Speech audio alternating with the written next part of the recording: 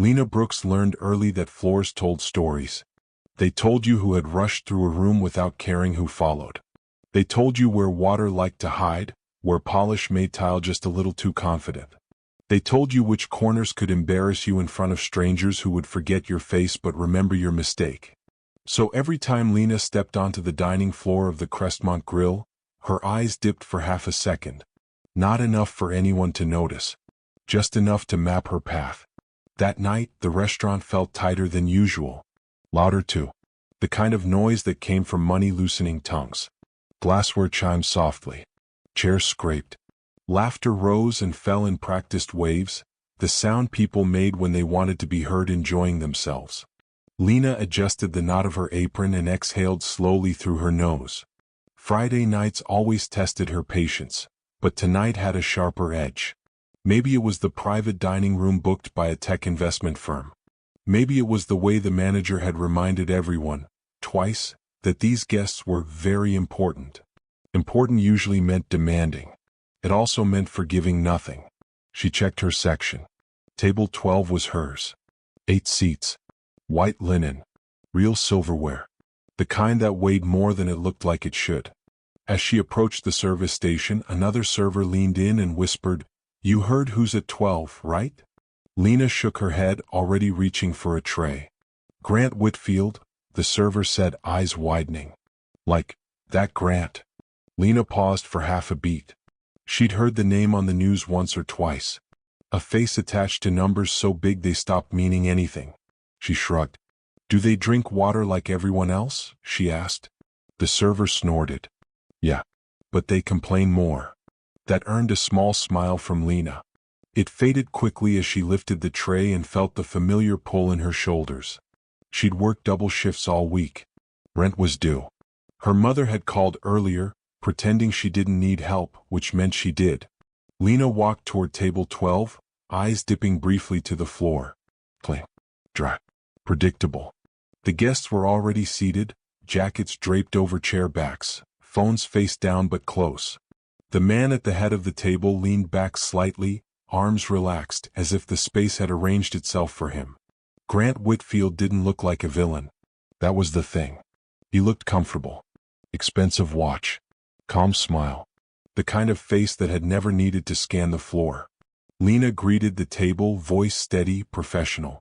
She placed water glasses down in a smooth rhythm she'd perfected over years. One guest nodded. Another barely glanced up. Grant didn't look at her at all. She didn't mind.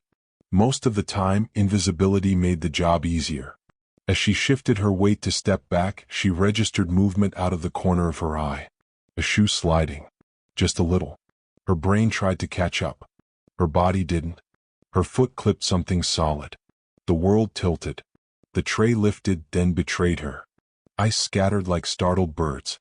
Glass hit tile and exploded into sound. Lena hit the floor hard. Pain flared white through her knee, sharp enough to steal her breath. Her palms burned. For a split second, all she could hear was her own heartbeat pounding in her ears. Then came the room. Silence stretched, thin and brittle. She pushed herself up on shaking hands, face already hot, words tumbling out before she could stop them. "I'm so sorry." A soft laugh cut through her apology. Not loud. Not cruel. Casual. "Well," a man said, "that's unfortunate." Lena looked up. Grant Whitfield was leaning forward now, elbows on the table, a faint smirk pulling at one corner of his mouth. He didn't stand. He didn't offer a hand. He looked amused. "Watch where you're going next time," he added, as if offering advice. Her throat tightened. She nodded too quickly, murmuring apologies that stacked on top of each other. She dropped to her knees and began gathering shards of glass, fingers trembling. Around her, the restaurant exhaled and moved on. At the far end of the room, a man in a baseball cap watched quietly, his coffee untouched, eyes narrowing just slightly. Lena didn't notice him. Not yet. She just focused on not crying on the floor. And as the night pushed forward like nothing had happened, one small, ugly moment settled into place, ready to grow into something none of them could see coming yet. If you're still with this story, stay close. What looks small at the start rarely stays that way. And if you're listening from somewhere right now, you might want to stick around for what comes next. The private dining room had its own rhythm, separate from the rest of the Crestmont Grill. Sound traveled differently there. Laughter didn't bounce, it lingered. Conversations overlapped like competitive melodies, each voice trying to claim more space than the last. The walls were lined with muted art that no one ever really looked at, chosen because it offended no one with money. The lighting was warm but strategic, flattering faces and softening edges. This was the room people paid extra for when they didn't want to feel ordinary. Lena moved in and out of it with practiced efficiency, her knee already stiffening beneath the brace hidden under her pant leg. She kept her posture straight, shoulders relaxed, movements smooth. The fall replayed in her head whether she invited it or not. The scrape of tile. The sound of glass breaking. The smirk. She told herself to focus. Plates. Orders. Refills. At table 12, the conversation had picked back up as if she hadn't been on the floor minutes earlier. Acquisition closes by Monday, one man said, cutting into his steak. We'll trim redundancies by the end of the quarter. Grant Whitfield nodded, swirling ice in his glass. People confuse loyalty with value, he replied. They're not the same. A few guests chuckled. Someone raised a glass. Lena stood just close enough to hear, just far enough to remain invisible. She waited for a pause to ask about wine. It never came. She cleared a plate anyway, careful to step wide around Grant's chair. Her knee protested, a deep ache blooming with each bend. Grant finally looked at her, not at her face but at the space she occupied. His eyes flicked briefly to the brace bulge, then away. If he felt anything, it didn't show. Across the room, the man in the baseball cap shifted in his seat. Charles Morrison had seen rooms like this before. Different cities, same architecture of power. He'd learned to read them the way others read stock charts. Who leaned back? Who interrupted? Who never apologized?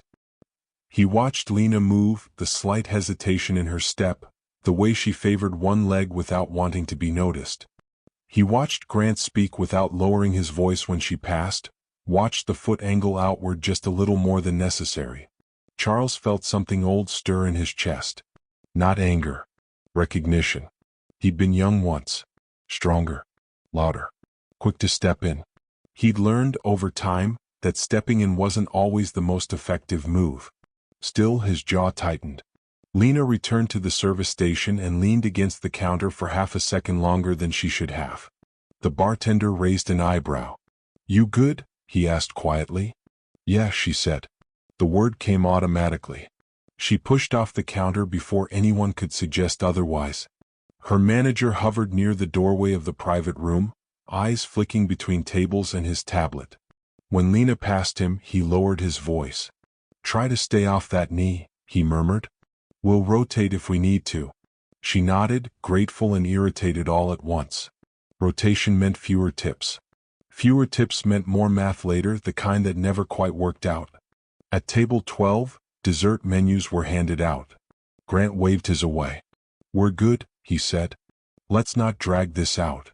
Lena reached to collect menus. As she stepped back, she felt it again. That subtle movement. A shoe shifting into her path. This time she caught herself.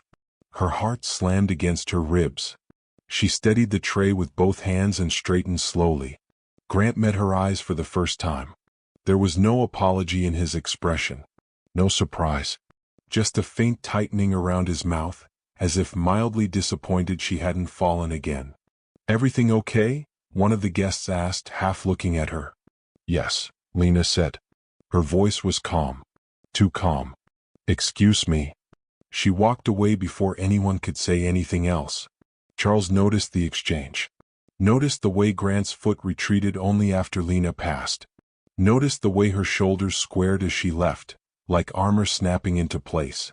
Something shifted for him then. When he asked for the check, the server at the front desk recognized him.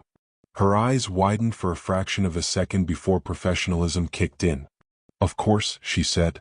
Right away. Charles stood, slipping on his jacket. As he walked toward the exit, he passed Lena near the bar. She was reaching for a glass, fingers still trembling slightly. You didn't do anything wrong, he said quietly. She looked up, startled. Really looked at him this time. Before she could respond, he was already moving toward the door, the bell chiming softly behind him. Lena stood there for a moment, the words hanging in the air like a question she hadn't known she needed answered. Behind her, Grant Whitfield laughed at something someone said. And somewhere between the private room and the exit, two very different men made decisions that hadn't collided yet, but soon would. By the time Lena returned to table 12, the room had shifted again. Not visibly. The same plates sat half-finished. The same glasses caught the light. But there was a faint tension now, the kind that didn't announce itself. It lived in pauses. In glances that didn't quite meet. Grant Whitfield was telling a story. So I told them if they wanted me to stay invested, they'd better stop pretending feelings were part of the balance sheet, he said, smiling as he spoke. We're not running a daycare. A ripple of laughter followed. Someone shook their head in admiration. Lena approached with a coffee pot, careful with her steps, aware of every inch of space around Grant's chair. Her knee felt like it had been wrapped too tight, pressure building beneath the brace. She ignored it. Pain was a background noise now. Coffee? She asked. One guest nodded. Another held up a hand. Grant didn't respond at all. She poured anyway, hand steady despite the faint tremor in her fingers. As she leaned forward, she caught her reflection in the polished surface of the table. Cheeks flushed, eyes darker than usual. She barely recognized herself. Grant's phone buzzed. He glanced at it, then at her wrist as she pulled back. Careful, he said lightly. Wouldn't want a repeat performance. The table laughed again. Softer this time. Uncertain. Lena felt heat crawl up her neck. She forced a neutral expression, the one she perfected over years of customer service. Her mother used to call it her mask. Of course, Lena replied, voice even. Let me know if you need anything else. She turned to leave. Behind her, Grant leaned back, chair legs scraping the floor just a little too loudly. One of his feet slid outward again. Not enough to cause a scene. Just enough to test something. Lena felt the movement more than she saw it. Her body reacted on instinct. She adjusted her step mid-stride, heart racing, breath catching in her throat. This time there was no fall. She reached the service station and let out a slow breath she hadn't realized she'd been holding. Her hands shook as she set the coffee pot down. You okay? The bartender asked again, more quietly now. She nodded. Yeah. The word tasted bitter.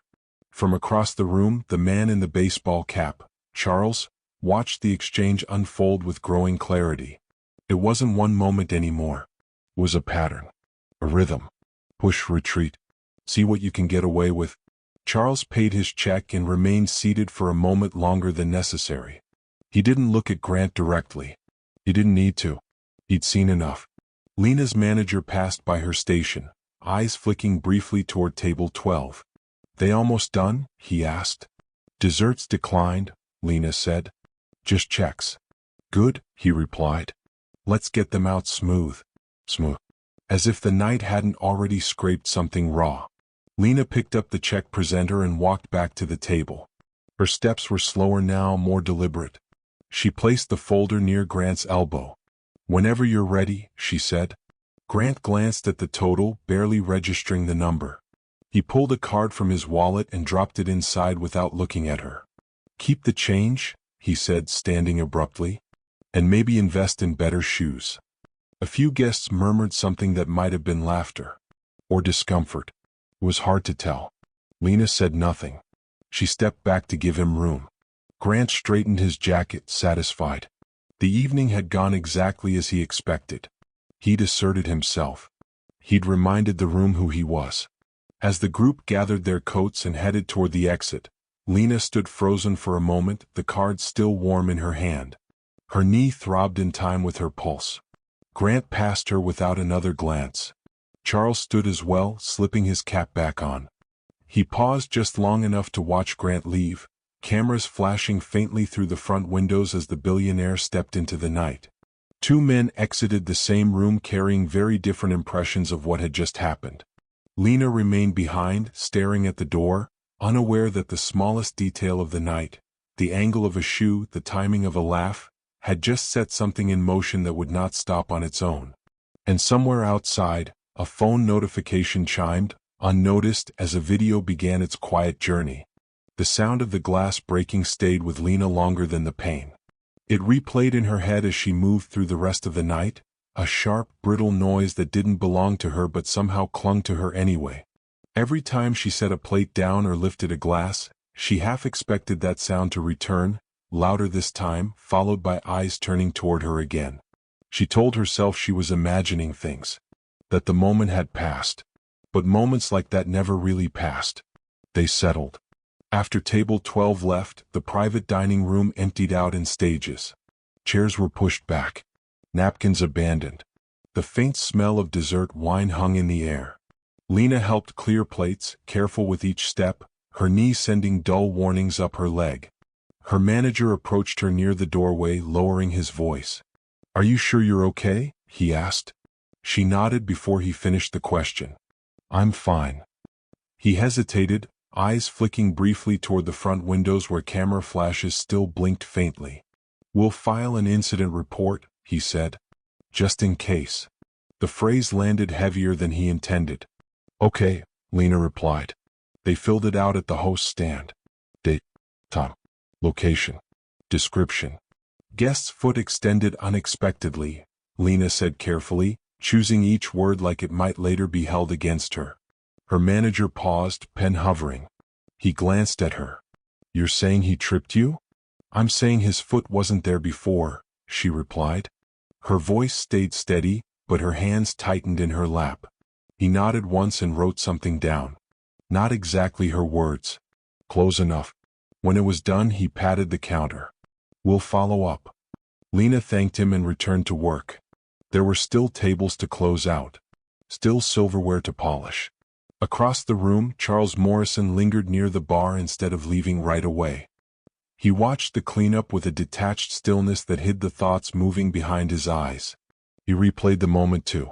He'd been watching the table when it happened. Not because he expected trouble, but because the dynamic bothered him. Grant Whitfield didn't need to raise his voice to dominate a room. He tilted it, bent it. People leaned in without realizing why. Charles had seen the foot move. Not a kick, not a shove, just a slide. Casual, controlled. The kind of movement that could disappear the moment anyone questioned it. Accident if you wanted it to be. Charles had lived long enough to know the difference. Lena didn't notice him watching. She was busy pretending her knee wasn't swelling beneath the brace, pretending she didn't want to sit down and stay there. When her shift finally ended, she changed slowly in the staff room. The fluorescent lights hummed overhead. Someone laughed down the hall. Normal sounds. Ordinary. She lowered herself onto the bench and pulled the brace loose. Her knee had swollen enough that the skin felt tight, shiny. She pressed gently and sucked in a breath. "This is fine," she muttered to herself. Outside, the night air was cool and damp. Lena limped toward her car, each step deliberate. The parking lot lights cast long shadows that stretched and broke beneath her feet. She sat behind the wheel for a moment before starting the engine. Her hands rested uselessly in her lap. That was when the shaking started. Not violent. Just enough to remind her that she wasn't as composed as she'd looked. Inside the restaurant, a guest from table 12 lingered near the entrance, phone in hand. He frowned at the screen, scrolling back through a video he hadn't meant to record. His voice memo app was still open. The image was shaky off-center. But it showed enough. The fall. The smirk. The words. He hesitated. Then saved the clip. Charles Morrison stepped into the night moments later, coat collar turned up. He glanced once toward the parking lot, spotted Lena's car idling. He didn't approach her again. Some things needed space to unfold. Grant Whitfield was already halfway home, scrolling through messages, the evening already fading into something unremarkable. Another dinner. Another room. Another reminder that he could do what he liked without consequence. For now. Lena drove home slowly, knee throbbing, unaware that the smallest movement, a foot sliding across polished floor, had just fractured the illusion of stillness. And somewhere on a stranger's phone, a quiet piece of evidence waited to be seen. Lena woke up before her alarm, the pain pulling her out of sleep like a hand around her leg. For a moment she didn't know where she was. The room was dim, early light leaking through the blinds in thin stripes. Then she shifted, just slightly, and her knee answered with a sharp, unforgiving jolt. She gasped and went still. The brace lay on the floor beside the bed where she dropped it the night before, too tired to think straight. Her knee felt wrong now. Not just sore. Heavy. Tight. Like something inside it had swollen past the point of negotiation. She swung her other leg over the side of the bed and sat up slowly, bracing herself with one hand on the mattress. When her injured foot touched the floor, a dull ache shot upward and settled deep in the joint. "Okay," she whispered. "Okay." She made it to the bathroom in stages, gripping the counter as she lowered herself onto the toilet. The mirror caught her reflection, hair flattened on one side, eyes rimmed darker than usual. She looked older than she had 2 days ago. By the time she finished getting dressed, the knee had stiffened so much that pulling on her pants felt like wrestling with someone else's body. She wrapped the brace back on tighter this time and hoped it would be enough. It wasn't. The drive to work was quiet. Too quiet. Her radio stayed off. Every red light felt longer than the last. When she finally parked, she sat in the car and stared at the restaurant's back entrance, calculating steps like they were currency. Inside, the smell of cleaning solution hit her first. Morning prep was already underway. She clocked in, forcing herself to walk normally past the manager. "You look rough," he said, not unkindly. "Just tired," she replied. She lasted an hour. That was all it took before her knee buckled slightly as she reached for a stack of plates.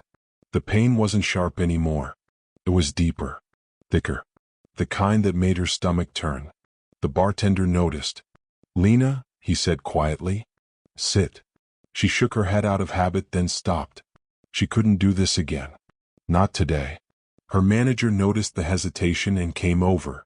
One look at her face was enough. "Go get it checked," he said. "I'll mark you off." She hesitated.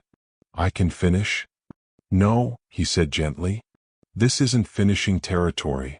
The relief she felt scared her. Urgent care smelled like disinfectant and impatience. A television murmured in the corner, some morning show she didn't recognize.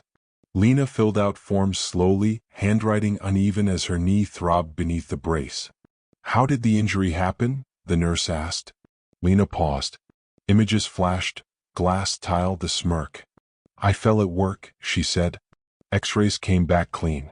The doctor frowned anyway, pressing gently around the joint. Lena winced and bit down on a sound. "You likely tore a ligament," he said.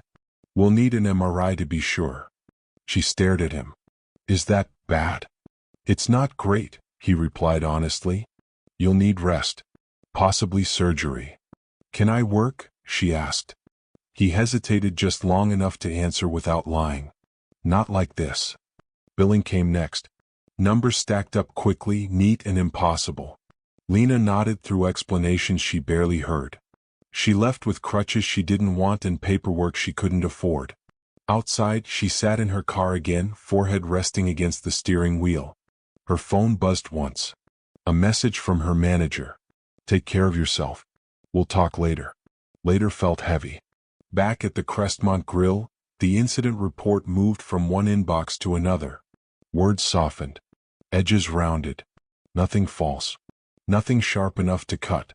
Across town, a man replayed a video he hadn't meant to keep. The frame shook. The sound spiked. But the moment was clear. He hesitated again. Then he shared it. Grant Whitfield was in a meeting when his phone began vibrating steadily against the table. He ignored it until the third interruption. When he glanced down, he frowned. A link. Then another. He didn't click it yet. He didn't need to. Lena drove home slowly, knee elevated with pillows once she made it inside, ice melting against her skin. She stared at the ceiling and tried not to think about rent or shifts, or how easily a foot had moved into her path. She didn't know that while she lay there counting her breaths, something had already left the room where she fell. And it wasn't coming back quietly.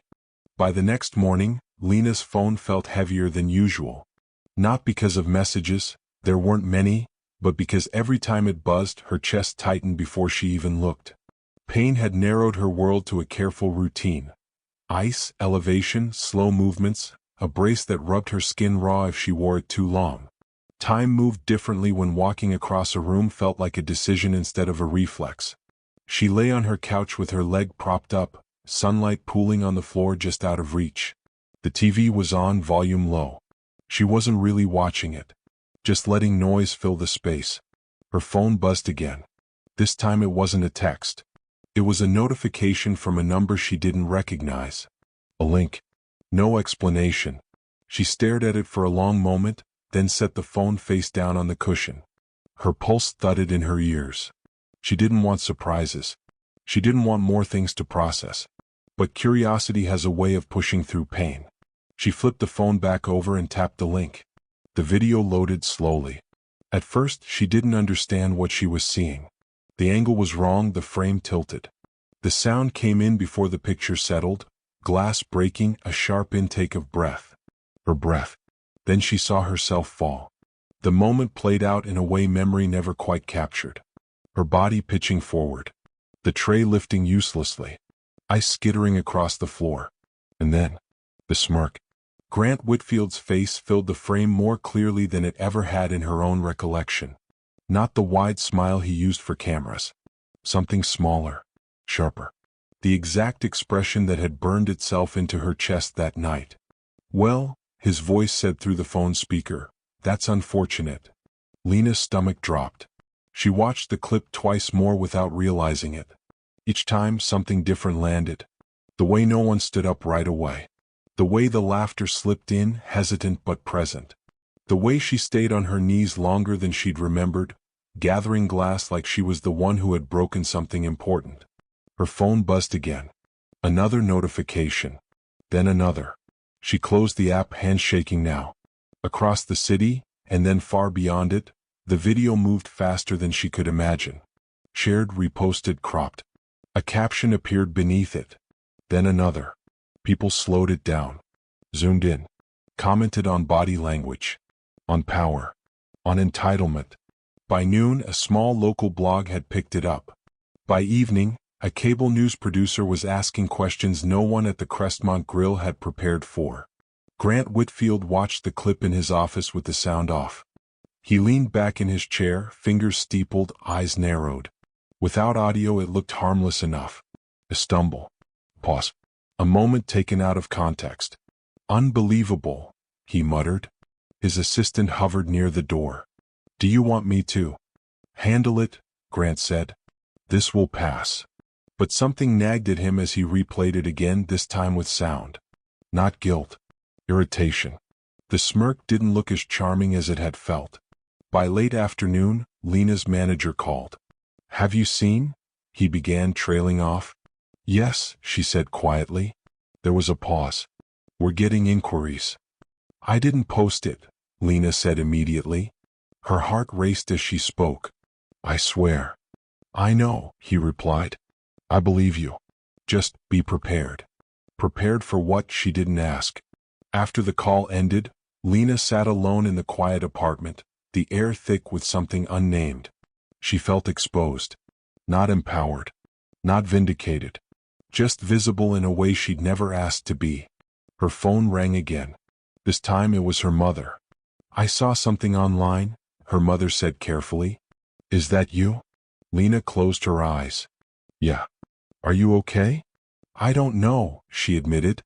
Across town, Charles Morrison watched the same clip on a muted television in a hotel lobby. He didn't rewind it. He didn't need to. He recognized the pattern already forming.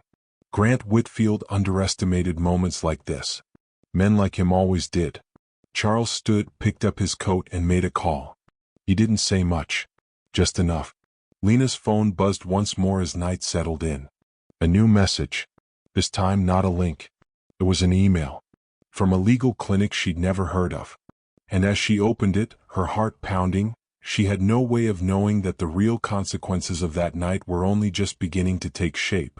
The email sat unread for nearly an hour. Lena stared at her phone from the couch, the screen lighting up every few minutes with new notifications she refused to open. Mentions. Messages from people she didn't know. A cousin she hadn't spoken to in years asking if she was okay. The world felt louder than it ever had, and she was stuck inside it with one working leg and too much time to think. She finally opened the email when the apartment grew quiet enough that her own breathing sounded intrusive. The subject line was plain. No urgency. No drama. Legal assistance inquiry. She read it slowly. The message explained that the clinic had seen the video, that they specialized in workplace injuries and employee rights, that they wanted to know if she'd be open to a conversation. No promises were made. No assumptions about what she wanted. At the bottom was a single sentence that stopped her. Someone who witnessed the incident thought you deserved support. Lena read that line again. Someone. Her first reaction was suspicion. Her second was fear. Lawsuits were loud, expensive, messy. She didn't want her name dragged into something she couldn't control. She didn't want to be framed as angry or opportunistic or anything else people like to project onto women who spoke up. She set the phone down and stared at the ceiling. Her knee throbbed, steady and insistent, as if reminding her that ignoring things didn't make them disappear. She thought about the doctor's words. Not like this. She thought about the incident report. The softened language. The way Grant Whitfield's foot had retreated only after she'd passed. Lena picked up the phone again and typed a short reply. I'm willing to talk. She sent it before she could overthink it. The call came the next day. The woman on the line introduced herself as Denise. Her voice was calm, practiced, not rushed. She asked Lena how she was feeling first, not legally but physically. That alone made Lena swallow hard. They talked for 30 minutes. Denise asked questions that didn't feel like traps. What happened before the fall? After? How Lena felt now? What she wanted? I'm not trying to get rich, Lena said at one point, heat creeping into her voice despite herself. I just don't want this to disappear like it didn't matter. I hear that, Denise replied. And you're not alone in feeling it. After the call, Lena sat quietly, phone resting against her chest. Nothing had been decided. No papers signed. But something had shifted. At the Crestmont Grill, management held a short meeting before dinner service. Lena wasn't there. Her name came up anyway. Media inquiries go to me, the manager said firmly. No comments. No speculation. A server raised a hand. Is she okay? She's dealing with an injury, he replied. That's all we'll say. In a downtown office tower, Grant Whitfield's publicist slid a tablet across a polished table. Engagement is climbing, she said. People aren't buying the statement. Grant frowned. It was an accident. Public perception doesn't care, she replied evenly. They care about patterns. He stiffened. What patterns? She hesitated. Former employees are talking. Nothing illegal. Just stories. Grant waved it off, irritation flickering across his face. This will burn out. But later, alone in his office, he replayed the clip again. This time he noticed something new. His foot. Not the movement itself. The timing. He shut the video off abruptly. That night, Lena received another email. This one confirming an appointment. No pressure. Just a meeting. She closed her laptop and leaned back, exhaustion washing over her. The attention still scared her. But beneath that fear, something else had taken root. Not hope. Resolve. And somewhere in a quiet hotel room, Charles Morrison reviewed a list of names, foundations, and board seats. His own history mapped out in careful lines. He hadn't intervened yet. But he was getting close. Charles Morrison preferred corners. They let him see without being seen. Years ago, corners had kept him alive in places far less polite than a private dining room. Later they kept him sane in rooms full of people who talked like money was oxygen. He learned quickly that the loudest voice rarely carried the most power. The night at the Crestmont Grill lingered with him longer than he expected. Back in his hotel room, he stood by the window and watched traffic slide through wet streets, red lights bleeding into asphalt. He replayed the moment again, not from the video, he hadn't needed to watch it, but from memory. The angle of Grant Whitfield's foot. The timing. The way the room accepted the behavior without comment. Accidents didn't have posture. That moment had posture. Charles had spent decades training himself to notice what people missed. Not because he was suspicious by nature, but because ignorance had consequences. He'd learned that early when he still went by a different name professionally, when restraint mattered more than reaction. He poured himself a glass of water and sat at the small desk, opening his laptop. Emails stacked neatly. Event schedules. Donation requests. Board updates. Grant Whitfield's name appeared more often than Charles liked. Not because Grant was everywhere, but because he liked to be adjacent to power. Foundations. Advisory boards. Panels that promised impact without accountability. Charles scrolled slowly, pausing where connections overlapped. He wasn't angry. Anger rushed. Anger broke things you might need later. This required patience. The next morning, Charles attended a charity breakfast and smiled when required. He shook hands, accepted praise he didn't need, deflected questions about his next appearance. He kept his voice even, his posture relaxed. Someone mentioned Grant in passing. Smart guy, the man said. Aggressive, but that's business. Charles nodded. Is it? The man laughed, unsure how to respond. After the breakfast, Charles stepped outside and made a call. I need a favor, he said when the line connected. Pause. Then, that depends. I'm reviewing some affiliations, Charles continued. Quietly. Another pause. Longer this time. I'll look. He ended the call and slipped his phone into his pocket.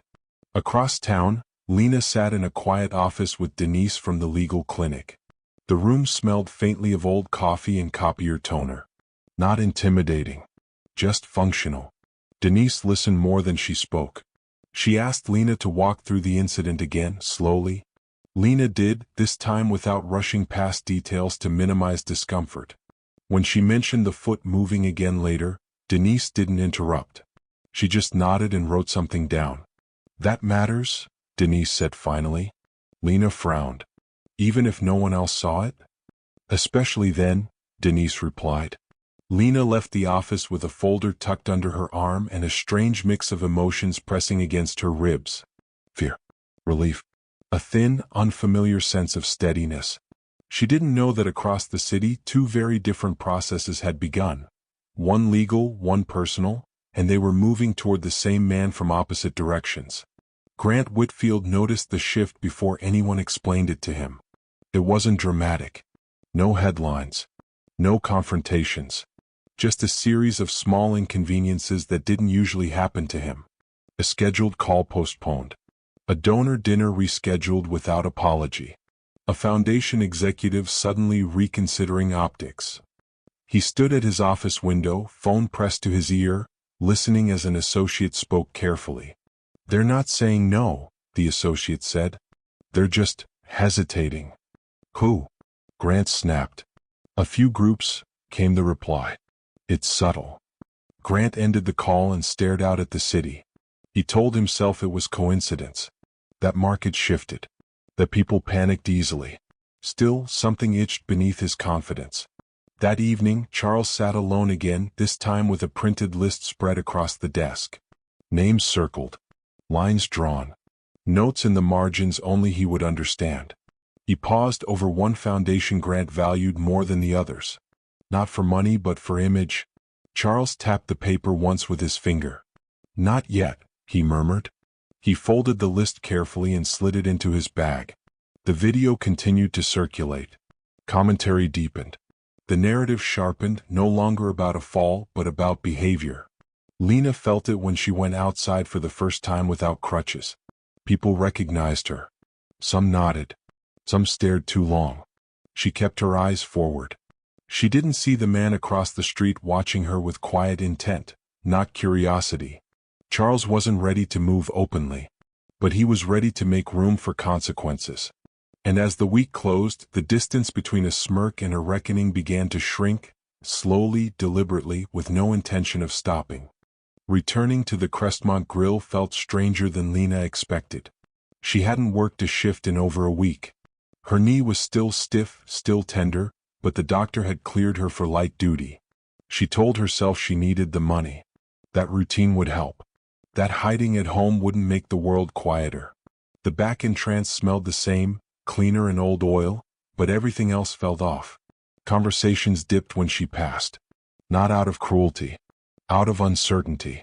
"Hey," one server said softly, touching her arm. "Good to see you." "Yeah," Lena replied. "You too." She clocked in and tied her apron with careful movements. The brace was slimmer now, but she felt it with every step. Her manager pulled her aside before she could reach the floor. "I'm putting you on lighter sections," he said. "No private rooms." She nodded. "Thank you. You don't have to stay if—" "I want to," she interrupted gently. He studied her for a moment, then stepped aside. The dining room hummed as usual, but Lena noticed things she hadn't before. The way guests glanced at her name tag. The way one couple whispered, eyes flicking toward her knee. The way a man at the bar nodded at her like he knew her story. She focused on the work. Orders. Plates. Water refills. It helped. A little. Until she heard Grant Whitfield's name again. Two guests at a corner table were talking just loud enough to carry. "Saw the video, right?" "Yeah." "Wild. PR nightmare." Lena's shoulders tensed. She turned away before they noticed her listening. Across town, Grant Whitfield sat through a meeting that felt unusually restrained. People spoke carefully, choosing words that left space for retreat. "We're revisiting partnerships," one executive said. "Just to be thorough." Grant smiled thinly. Of course. He hated thorough. When the meeting ended, he checked his phone. Another missed call. Another vague email. He typed a message to his publicist. "I want this contained." The reply came quickly. "Containment requires cooperation." Grant didn't respond. Back at the restaurant, Lena nearly collided with a busser rounding a corner. He caught her elbow reflexively. "Sorry," he said quickly. "It's okay," she replied, steadying herself. Her heart raced anyway. She realized then that fear had rewired her reflexes. Every unexpected movement felt like a test. Near the end of her shift, she noticed a familiar figure at the bar. Baseball cap. Broad shoulders. Coffee instead of alcohol. Charles Morrison. He hadn't planned to come back. But he wanted to see something. He watched Lena work. Not closely enough to make her uncomfortable. Just enough to notice that she moved differently now. More cautiously. More deliberately. He saw a guest gesture too sharply and Lena stepped back on instinct. He saw her recover quickly, professionalism sliding back into place like armor. He finished his coffee and stood. As he passed Lena on his way out, he paused again. This time he didn't speak. He didn't need to. She recognized him anyway.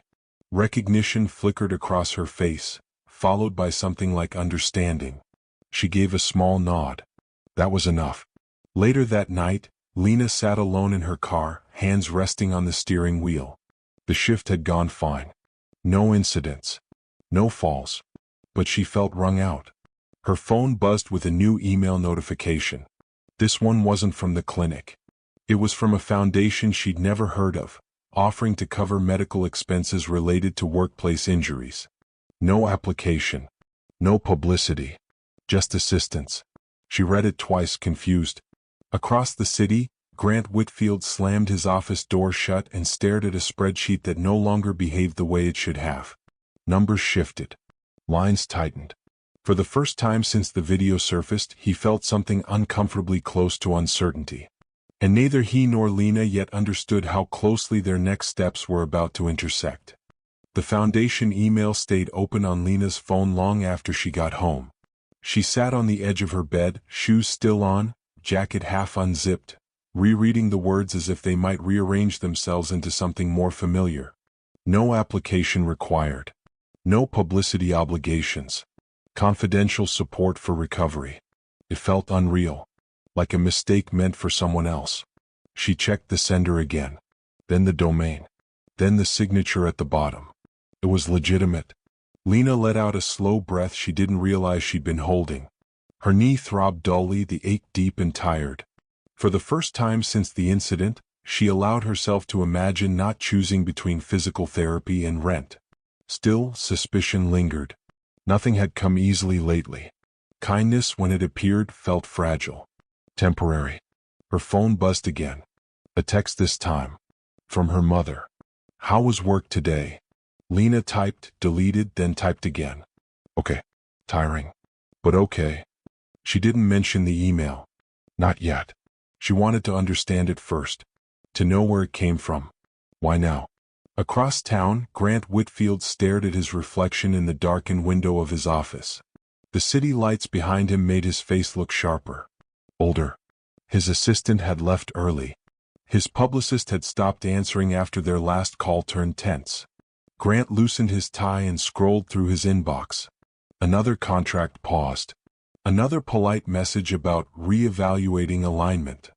He slammed the laptop shut. This wasn't how consequences were supposed to work. Not like this. Quiet. Slow. Invasive. He'd survived scandals before. Settlements. Non-disclosure agreements. He understood that game. But this was different. No one was asking him to apologize. No one was offering a deal. They were simply stepping away. His phone buzzed. A message from an unfamiliar number. You should talk to your legal team. This isn't going away. Grant's jaw tightened. He deleted the message without replying. The next morning, Lena limped into her physical therapy appointment, still thinking about the email. The clinic smelled like disinfectant and rubber mats. Familiar. Safe. Her therapist noticed her distracted expression. Everything okay? Yeah, Lena said automatically, then hesitated. Actually, maybe. She explained the email.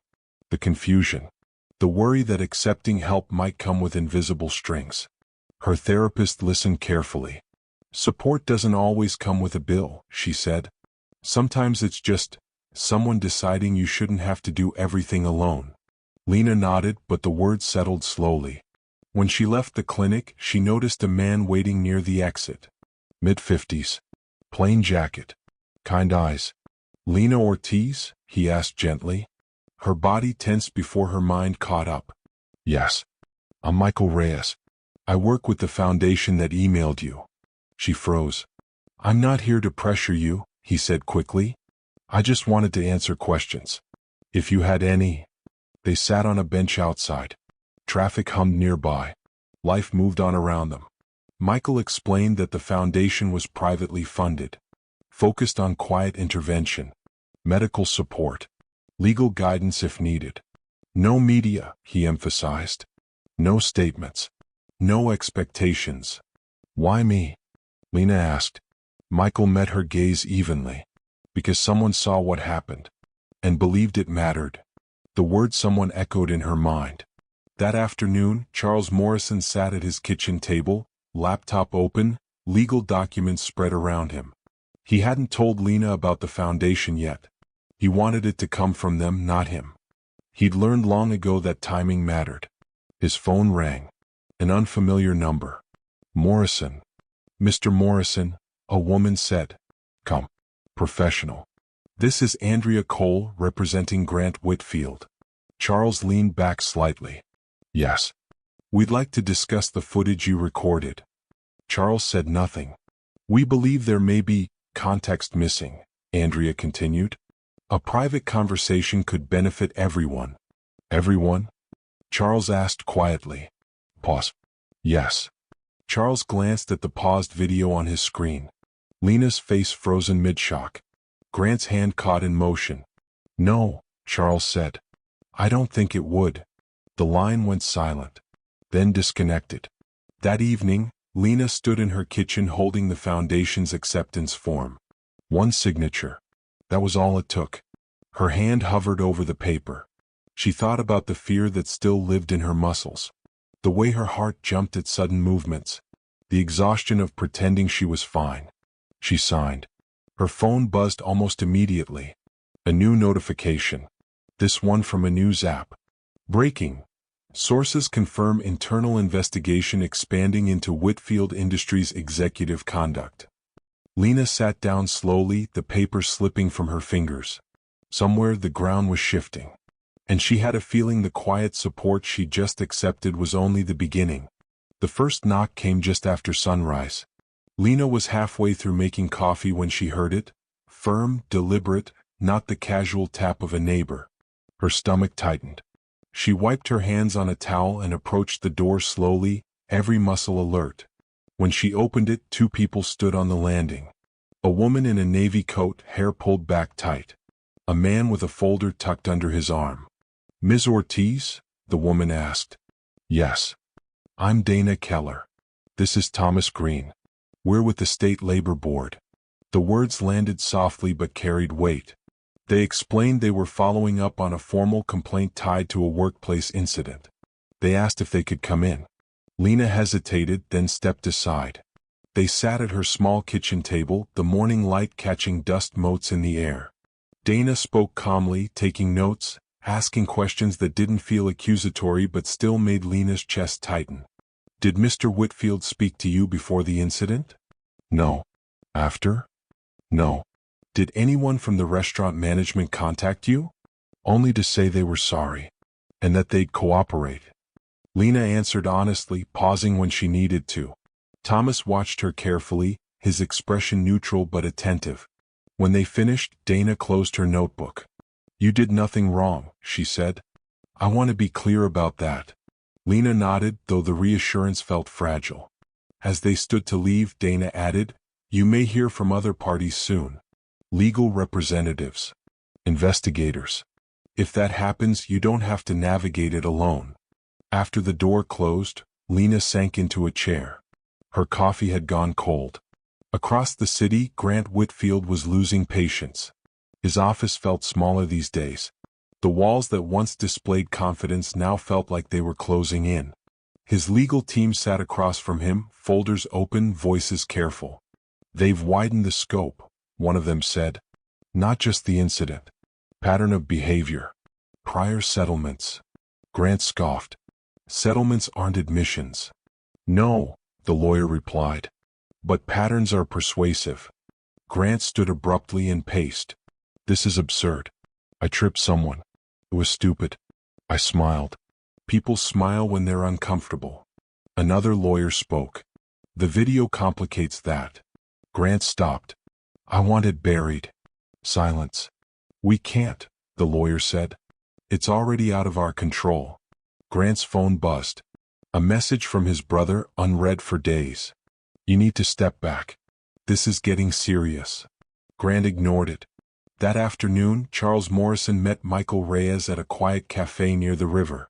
They chose a corner table, away from the windows. "You did the right thing," Michael said after Charles explained the labor board visit. "I didn't do it for praise," Charles replied. "I did it because I couldn't unsee it." Michael nodded. "There's something else you should know." He slid a document across the table. Not a legal paper. A timeline. Names redacted.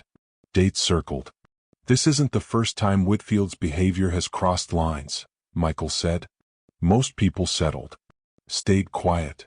Charles scanned the page. His jaw tightened. "So why now?" "Because this time someone filmed it, and someone else decided silence wasn't acceptable." Charles looked up. "Who?" Michael hesitated.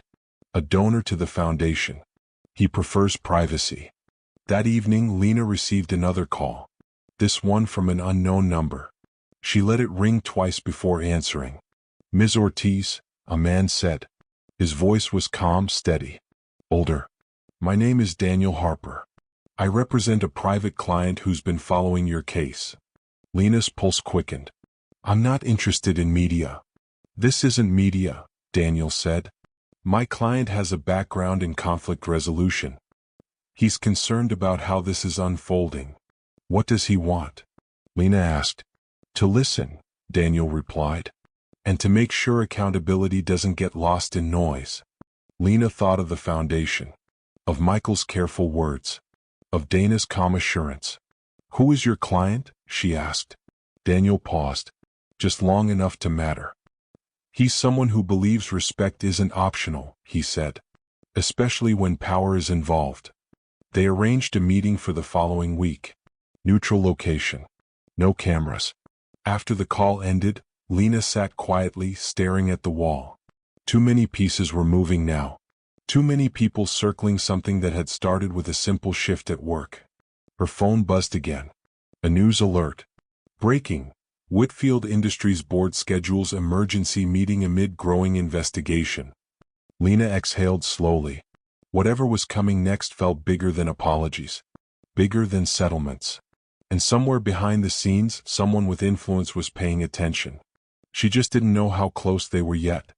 The meeting took place in a quiet public library on the north side of the city.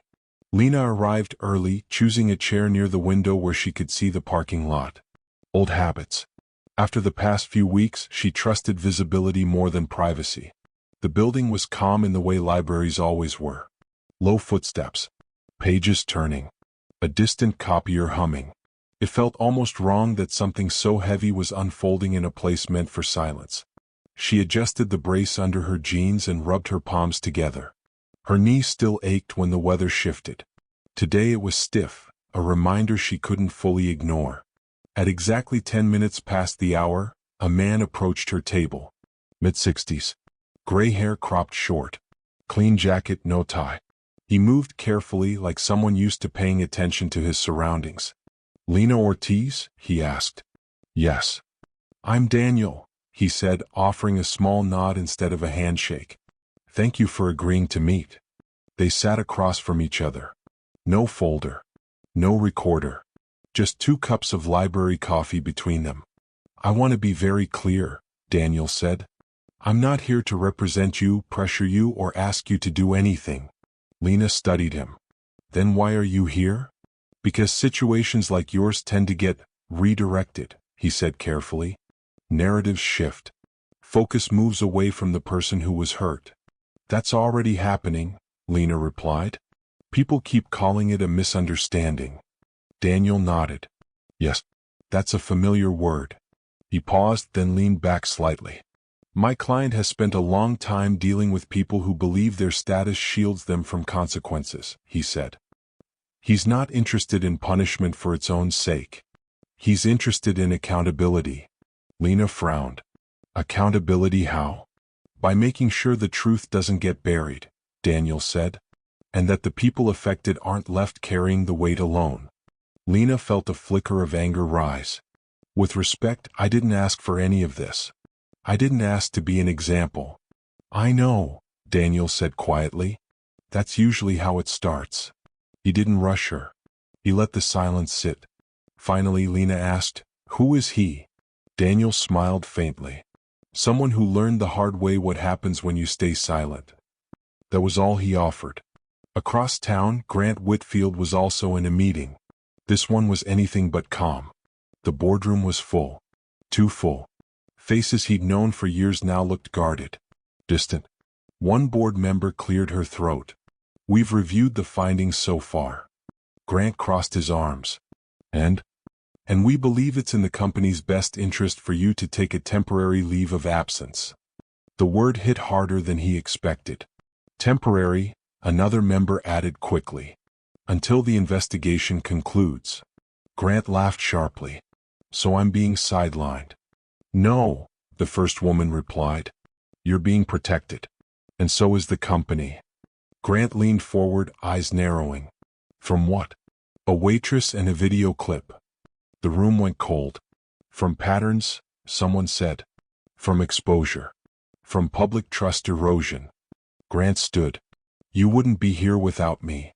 And we won't survive if we stay like this," she answered. Grant left without another word.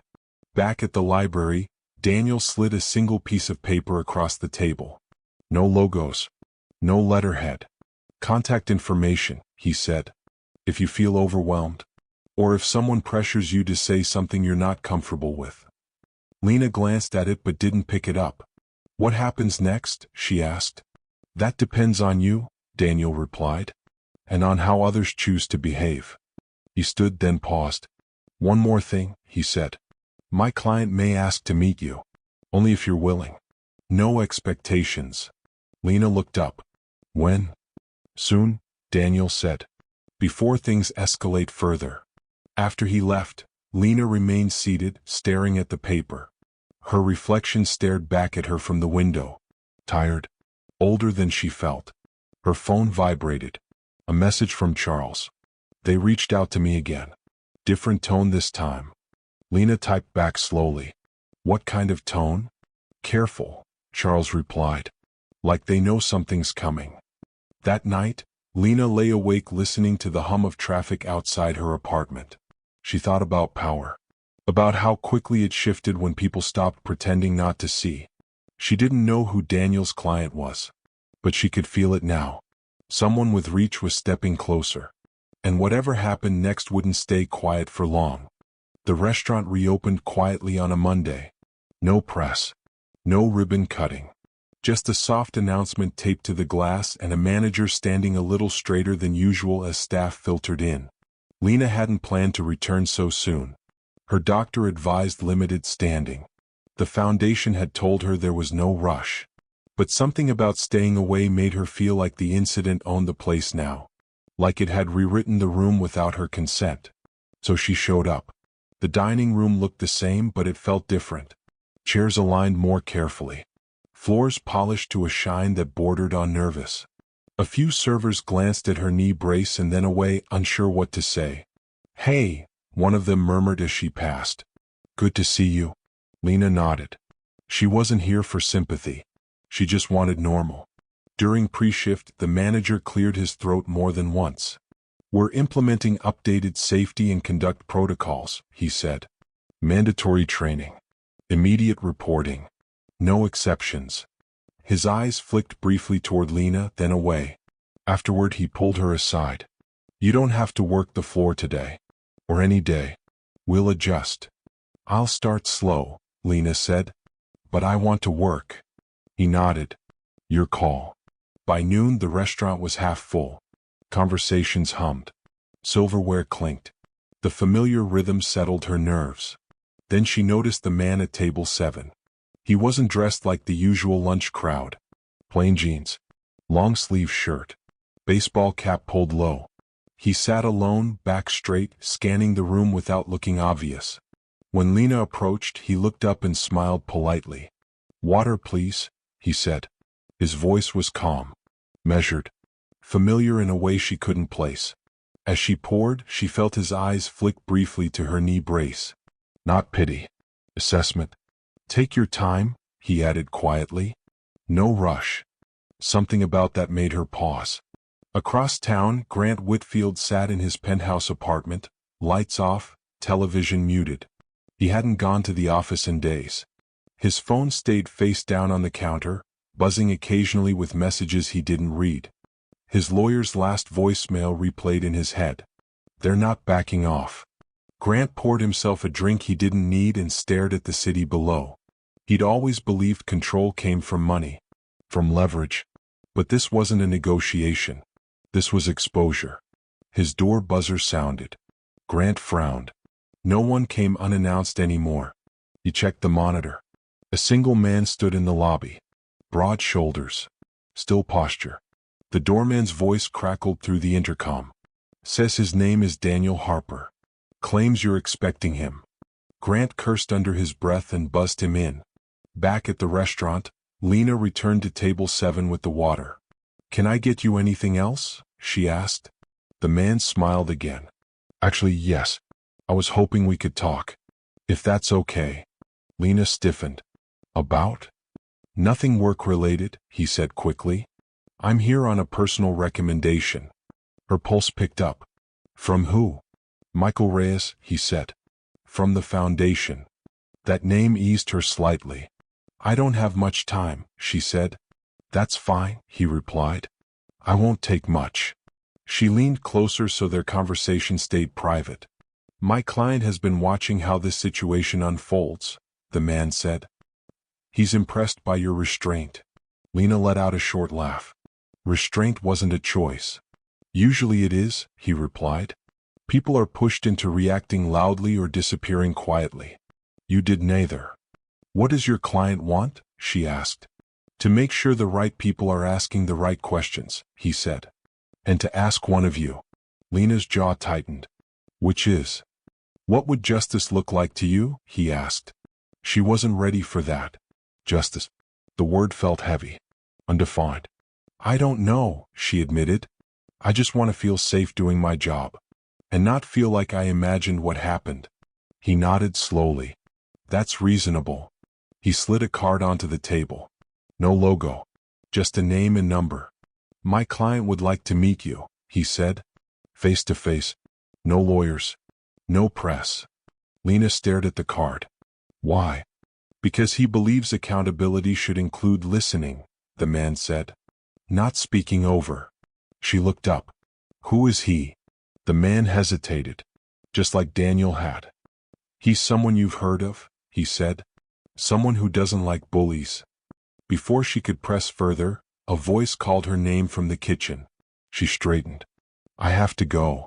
Of course, he said, standing. Think about it. As he walked out, Lena watched the way people subtly moved aside for him without realizing why. That evening, Grant Whitfield opened his door to Daniel Harper. Daniel stepped inside calmly, taking in the penthouse without comment. We need to talk, Daniel said. Grant scoffed. About what? About the difference between influence and intimidation, Daniel replied. And how quickly one becomes the other. Grant's smile faltered. You don't get to lecture me, he said. Daniel met his gaze steadily. No. But someone else does. Grant frowned. Who? Daniel didn't answer right away. Instead, he said, he's asked to meet the woman you tripped. And after that, he'd like a conversation with you. Grant felt a chill creep up his spine. Why would he care? Grant asked. Daniel's voice dropped slightly. Because he spent a lifetime stepping in when powerful men mistake cruelty for strength. Grant swallowed. And for the first time since the incident, he felt something unfamiliar. Unease. Lena didn't call the number right away. The card stayed on her kitchen counter for 2 days, weighted down by a chipped ceramic bowl she used for keys. Every time she passed it, her eyes flicked toward the name. Plain. Unassuming. Almost intentionally forgettable. Daniel Harper. She told herself she was tired. That work and therapy and the constant low hum of anxiety were enough to justify waiting. But the truth was simpler. She was afraid of what agreeing might change. On the third morning, her knee flared sharply as she stood from bed. She gripped the mattress and waited for the pain to settle, jaw clenched. When it didn't, she reached for her phone. The call connected on the second ring. I was wondering when you'd reach out, Daniel said. No surprise in his voice. No pressure either.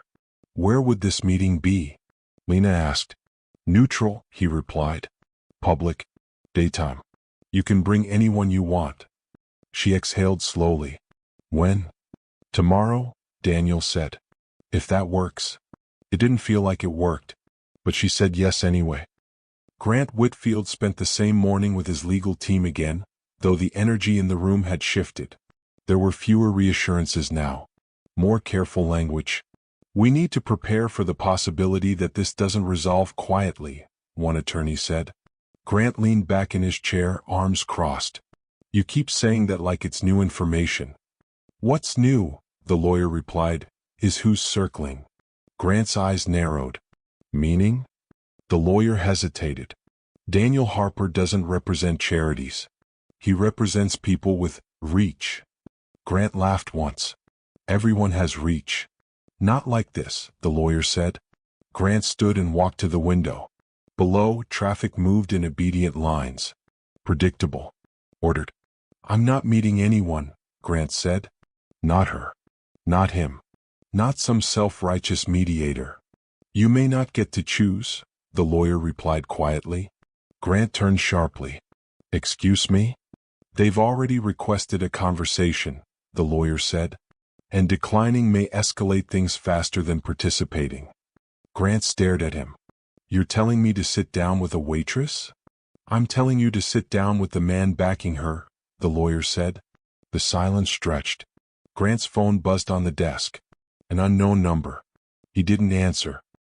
The meeting location turned out to be a modest boxing gym on the edge of town. That surprised Lena. The building looked worn but cared for. Brick walls. Faded sign. Inside, the air smelled faintly of leather and disinfectant. Heavy bags hung in neat rows, swaying slightly from recent use. Daniel greeted her near the entrance. Thank you for coming, he said. She noticed he dressed even more simply than before. No jacket. Just a gray sweatshirt and jeans. I don't understand why we're here, Lena said. Daniel gestured around them. This place matters to him. That was the first hint. They walked past the gym floor to a small office in the back. The door was open. Inside, a man sat on a bench, hands wrapped, listening to the low murmur of a radio. He looked up as they approached. Lena stopped. She knew that face. The heavy brow. The calm eyes that seemed to weigh a room without trying. Time stretched thin. The man stood. "Lena," he said.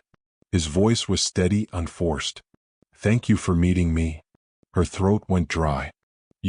She started, then stopped. Saying the name out loud felt strange. Like it would break something. He smiled faintly. "Yeah, I get that a lot." Daniel closed the door quietly behind them and stepped aside. For a moment, none of them spoke. Finally, the man gestured to a chair. "Please, sit." Lena did, her heart pounding. "I'm not here as anything official," he said. "No cameras. No statements. Just a conversation." She nodded slowly. "Why me?" He leaned against the desk, arms relaxed. "Because I saw the video. And I saw something familiar." Lena swallowed. "Familiar how?" He met her gaze. The look on someone's face when they realize power is being used against them for amusement. Her fingers curled into her palm. "I grew up around men who thought strength meant dominance," he continued. "They smiled when they hurt people. They called it confidence." Lena felt heat behind her eyes but didn't let it spill. "I don't step in often anymore," he said. "But when I do, it's because silence would feel like agreement." She took a breath. "What do you want from me?" He didn't answer immediately. Instead, he asked, "Do you feel heard?" The question landed harder than anything else so far. "I'm starting to," she said honestly. "But it took a lot." He nodded. "It always does." He straightened. "I want you to know something. Whatever happens next, you won't be alone in it.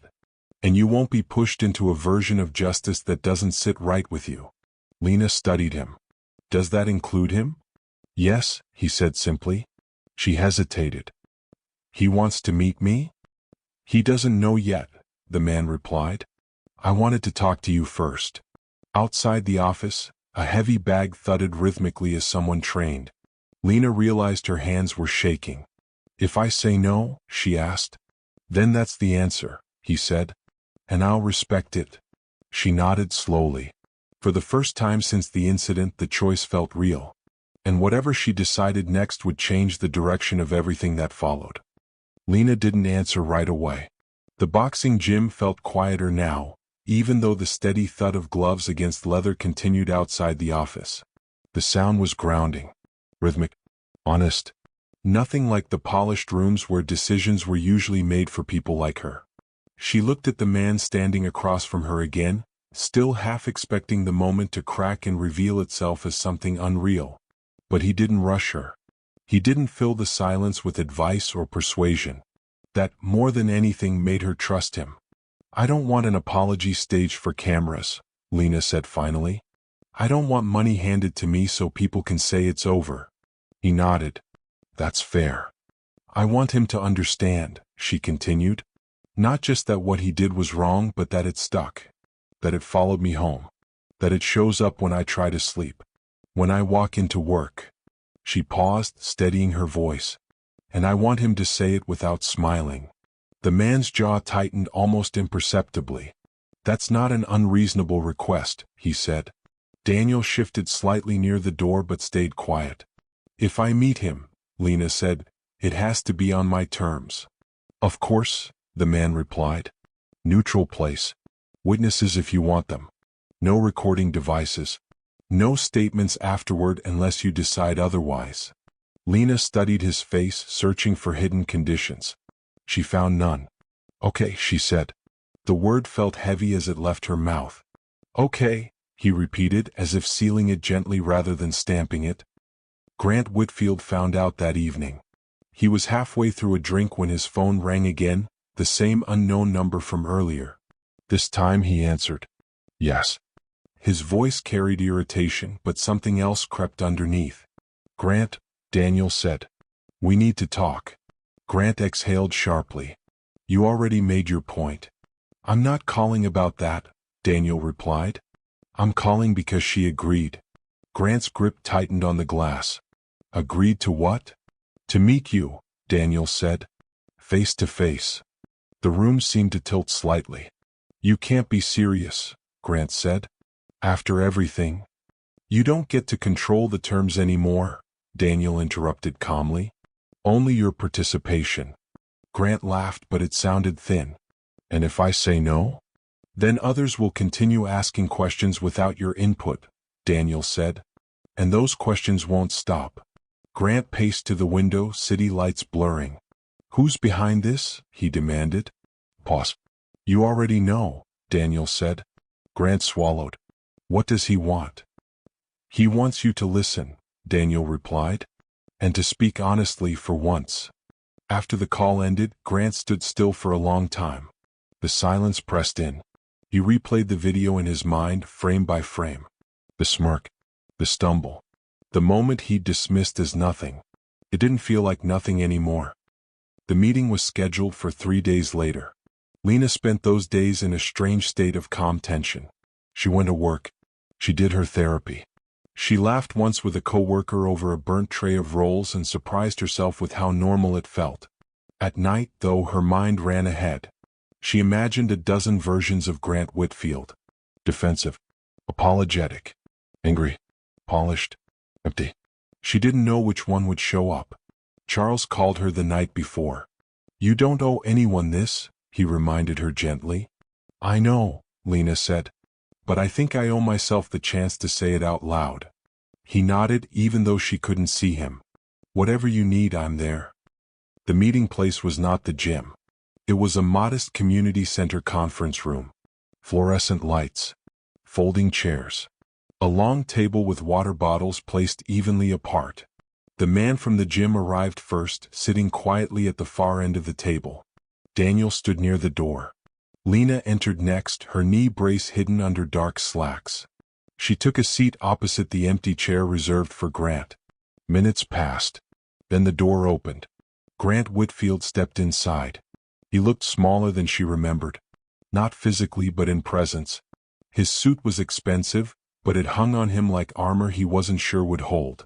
He stopped when he saw her. For a moment, no one spoke. Grant cleared his throat. Ms. Ortiz. Lena didn't respond. The man at the end of the table finally spoke. Sit, he said quietly. Grant hesitated. Then he sat. The door closed behind them with a soft click. And in that plain, fluorescent-lit room, the balance of power shifted in a way Grant Whitfield had never experienced before. Lena met his eyes. Before you say anything, she said, her voice steady, I need you to understand something. Grant opened his mouth. She raised a hand. You don't get to interrupt me. Grant froze. And for the first time in his life he listened. Grant's mouth closed slowly. The silence that followed wasn't dramatic. It wasn't sharp. It was heavy, like air before a storm that never quite breaks. Lena took a breath. She hadn't rehearsed this.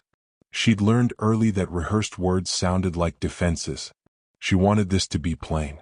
You didn't trip me by accident, she said. Not loud. Not accusing. Just steady. Grant shifted in his chair. She looked at him. Just looked. The kind of look that made excuses feel childish. You smiled, she continued. Not because you were embarrassed. Not because you were uncomfortable. You smiled because you thought it was funny. Or because you thought it didn't matter. Grant swallowed. His hands tightened on his knees. That smile followed me, Lena said. It followed me home. It showed up when I tried to sleep. When I went back to work and wondered if the floor was safe under my feet. She paused, feeling the room press in around her. I've been dropped before, she went on. By people who didn't see me. But this was different. You saw me. And you still chose yourself. Grant's jaw worked. I didn't think. That's the problem, Lena said. You didn't think because you never had to. The man at the end of the table watched quietly, his presence steady but unobtrusive. Daniel stood near the door, arms folded, saying nothing. Grant leaned back slightly, exhaling through his nose. I made a mistake, he said. I regret it. Lena shook her head. That's not enough. His eyes flashed. What do you want from me? The question came out sharper than he probably intended. Lena didn't flinch. I want you to say what you did without softening it, without calling it a misunderstanding, without hiding behind regret. Grant looked away. For a second, his reflection stared back at him from the darkened window. I humiliated you, he said finally. The words sounded foreign in his mouth. Lena waited. I used my position, he continued slowly, and I didn't care how it landed. Her shoulders loosened just a fraction. The man at the end of the table leaned forward slightly. Keep going. Grant glanced at him, then back to Lena. I smiled because I didn't think there would be consequences. The room went still. Lena felt something shift in her chest. Not relief. Not forgiveness. Something closer to clarity. Thank you, she said quietly. Grant frowned. That's it. No, Lena replied. But that's the first honest thing you've said. Grant rubbed his hands together, a nervous gesture that didn't match his reputation. What happens now? Lena looked to the man at the end of the table. He spoke calmly. That depends on whether you're ready to act differently when no one's watching. Grant scoffed weakly. You think this changes who I am? I think moments like this reveal who you already were, the man said. And who you still choose to be. Grant leaned back, eyes narrowing. You're enjoying this? No, the man replied evenly. I've seen too much of it to enjoy it. He stood slowly, his chair scraping softly against the floor. You don't lose everything today, he said to Grant. But you will lose the version of yourself that believed silence was protection. Grant looked up at him. And you? He asked. What do you get out of this? The man met his gaze without blinking. Peace of mind. He turned to Lena. Are you okay? She nodded. I am. Then we're done here, he said. Daniel opened the door. Grant stood too, uncertainty etched across his face. Ms. Ortiz, he said, hesitating. I. She held up her hand again. We're finished? Grant left without another word. When the door closed, Lena exhaled deeply, her body suddenly aware of its own weight. You handled that well, Daniel said quietly. I didn't feel strong, Lena replied. The man smiled faintly. Strength isn't loud. He paused near the door. What you did today won't erase what happened. But it will change what happens next. Lena looked at him. For him? For everyone, he said. As they stepped out into the afternoon light, Lena felt something unfamiliar settle over her. Not closure, but momentum. And somewhere deep down, she knew the story wasn't over yet. The fallout didn't announce itself all at once. It crept in through small changes, subtle shifts that only made sense once you stopped pretending nothing had happened. Lena noticed it first at work. Customers looked at her a little longer when she approached their tables, not with pity, not with curiosity, but with something closer to respect. A woman in her 40s caught Lena's eye one afternoon and gave a small nod, like she was acknowledging something unspoken. A man at the bar left an unusually large tip and said quietly, "For your knee." Nothing else. No questions. The restaurant manager stopped hovering. Not because he cared less, but because he trusted her more. That difference mattered. Still, Lena didn't feel triumphant. She felt watched. Not in a threatening way. In a way that made her aware that stories, once released, never fully belonged to the people who lived them. 3 days after the meeting, the news cycle shifted. Not loudly. Not with headlines screaming names. Instead, a carefully worded announcement appeared late on a Friday afternoon.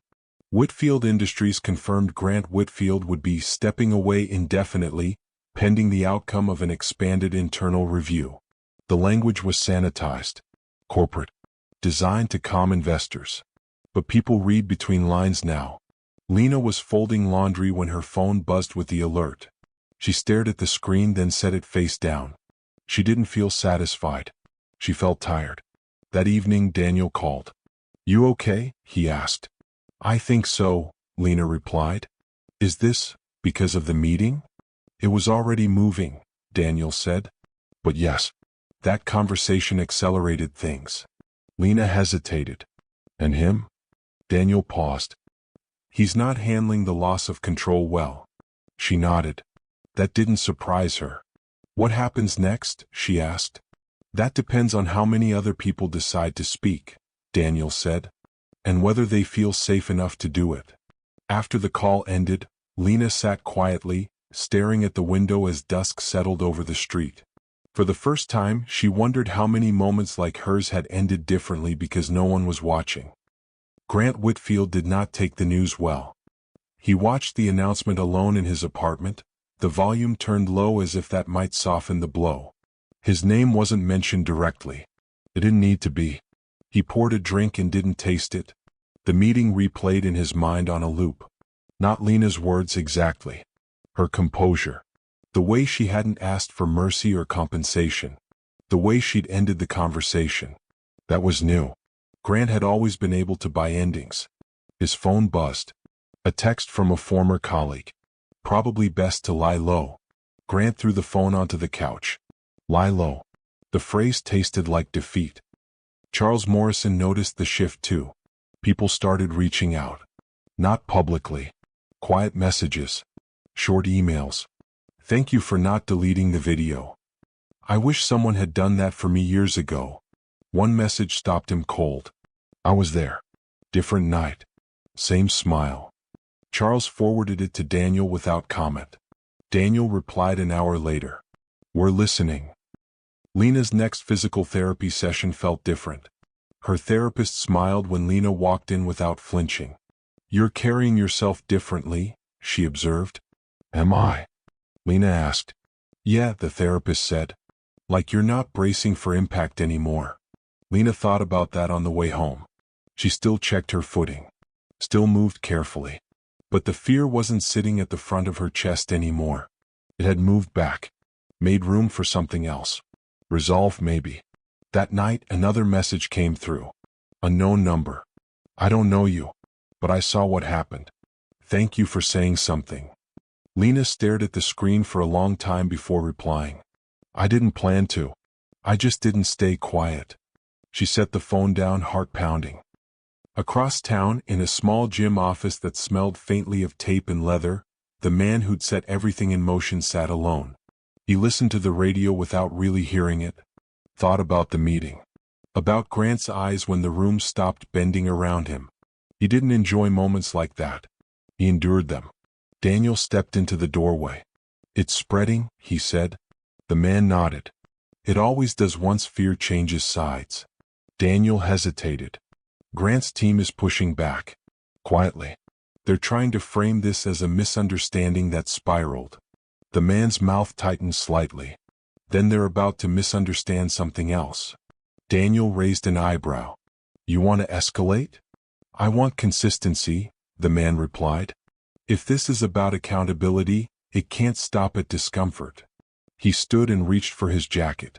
Someone else asked for a meeting, Daniel said carefully. Another name. Different industry. The man paused at the door. Did they watch the video? He asked. Yes. Then they already know why, he said. Outside, the night settled in, quiet and watchful. Lena felt it too from her apartment window. A sense that the ground hadn't finished shifting. That the story she never meant to start was still unfolding. And that the next move wouldn't come from her, but it would reach her all the same. The first letter arrived on a Tuesday morning. It wasn't dramatic. No return address. No threats.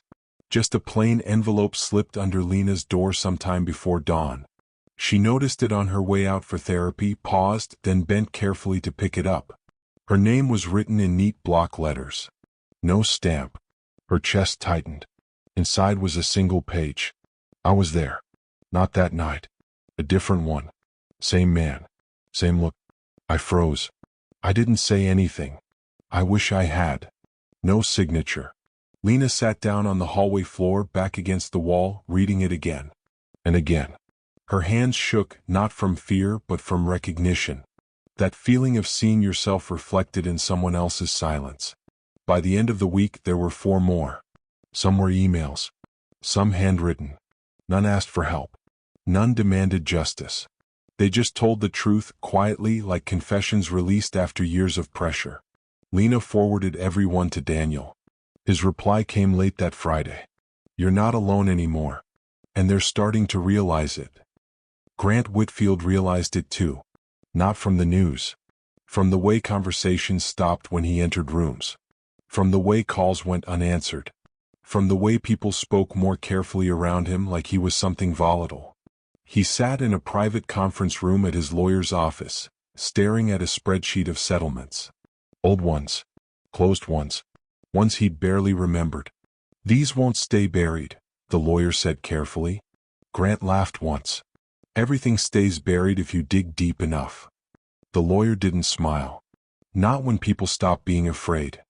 Grant slammed his hand on the table. Afraid of what? Me? Of being alone, the lawyer replied. That landed harder than Grant expected.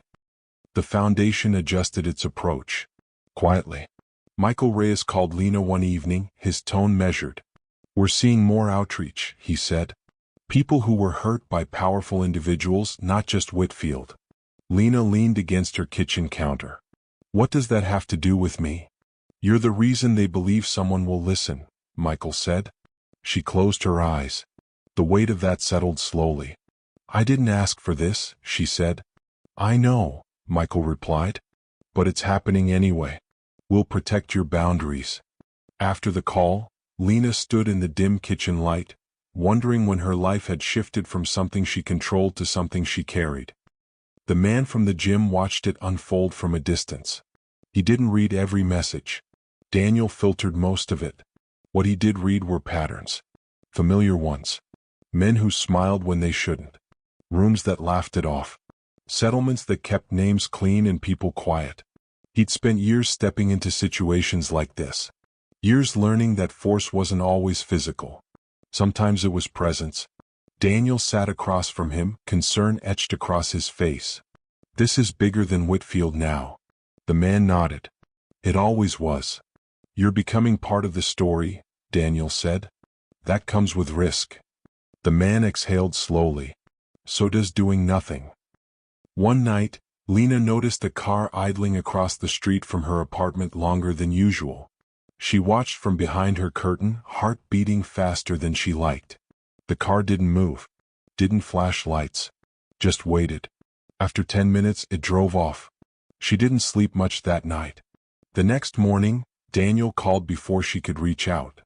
We're increasing security, he said. Low profile. You won't see it. Is something wrong? Lena asked. Not yet, Daniel replied.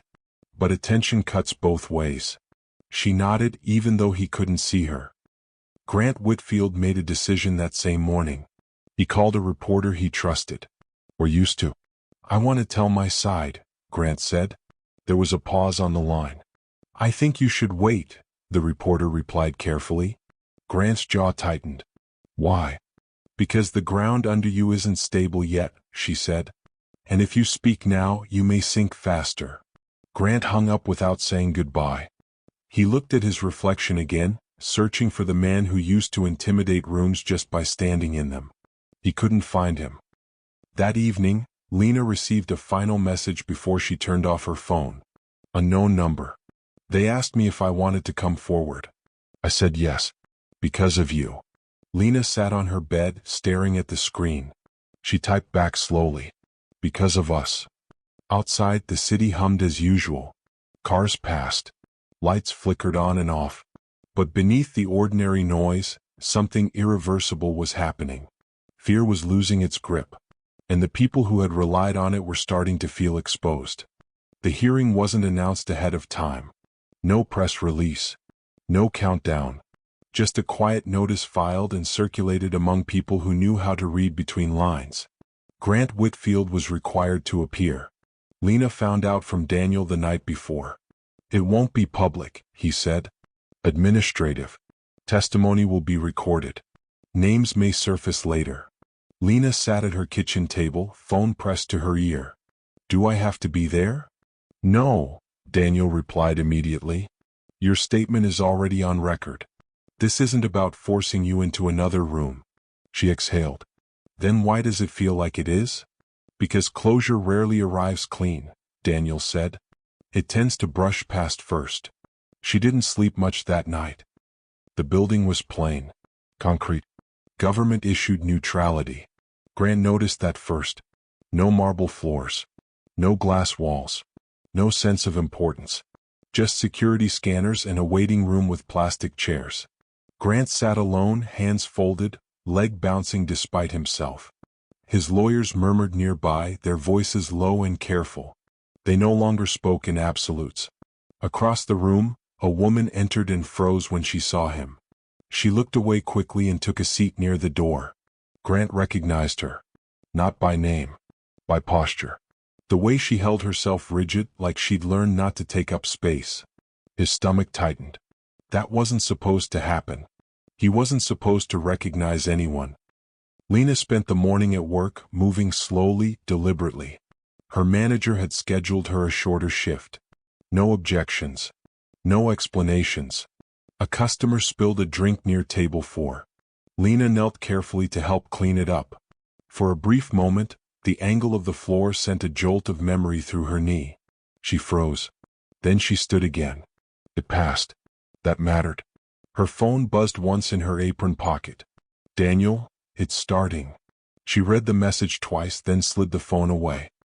Inside the hearing room, Grant listened as names he half remembered were spoken aloud. Incidents described calmly. Chronologically. Without anger. That was the worst part. No one raised their voice. No one dramatized anything. They just said what happened. Grant felt something inside him fracture. Not guilt. Not remorse. Recognition.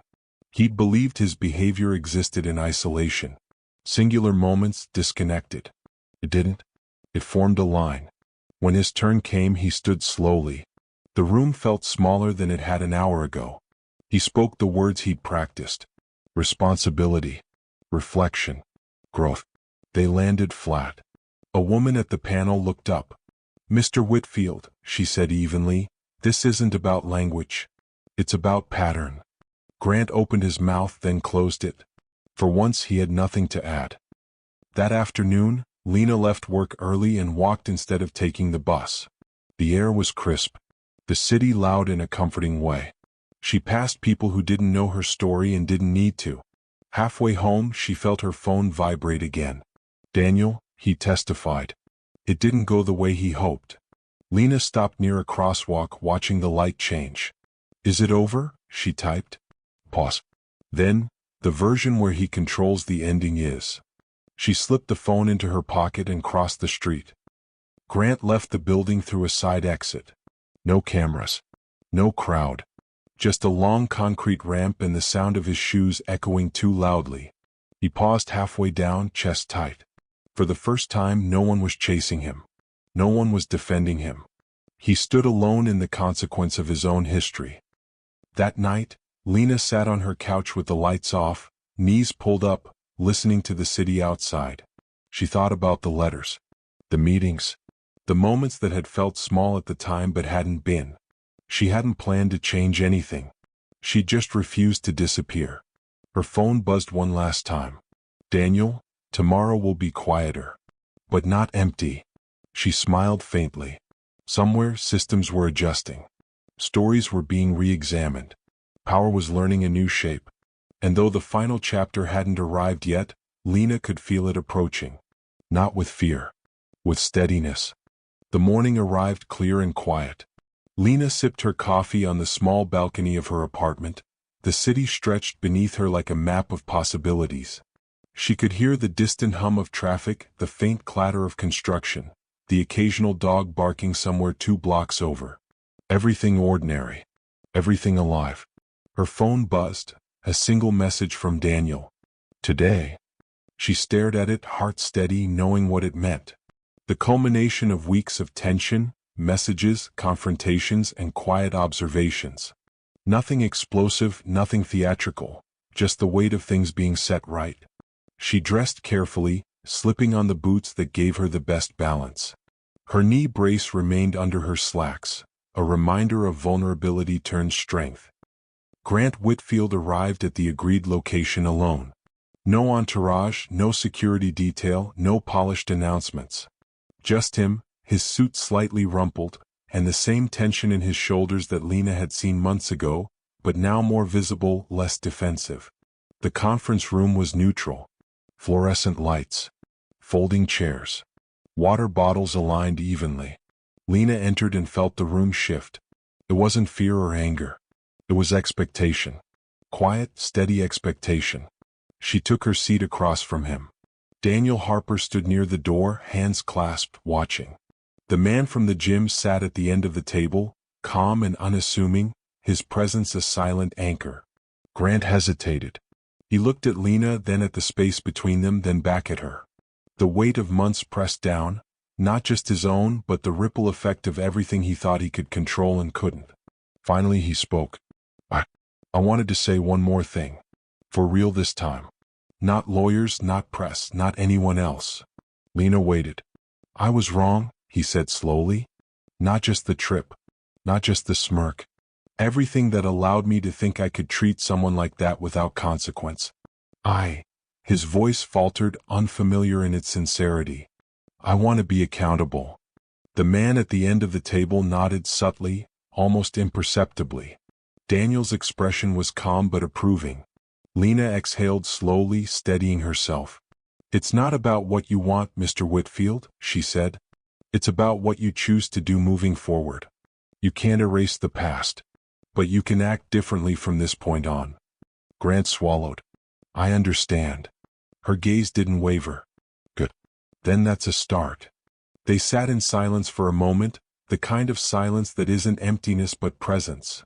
Acknowledgement of truths laid bare, of discomfort met with courage, of patterns broken. Then, without fanfare, the meeting concluded. No cameras. No applause. No headlines. Just accountability quietly cemented. Later that evening, Lena returned to her apartment. Her phone buzzed again. Charles, how are you holding up?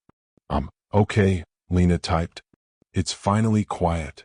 Quiet isn't the same as over, he replied. No, she agreed. But it's the first time I felt in control since it started. She set the phone down, stretching her arms above her head. The city lights glittered below, ordinary and extraordinary all at once. Her phone buzzed one last time that night. A single message from an unknown number. Thank you. Because of you, things are changing. Lena smiled faintly. She typed back quickly. Because we refuse to stay silent. She set the phone down and looked out at the skyline, breathing in the quiet, steady momentum of a world shifting beneath the weight of honesty and courage. Some stories don't end with fanfare.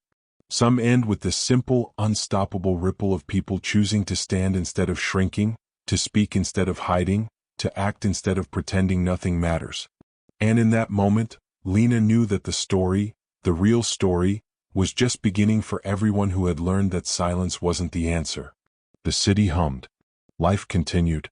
But something fundamental had changed. And that change would last.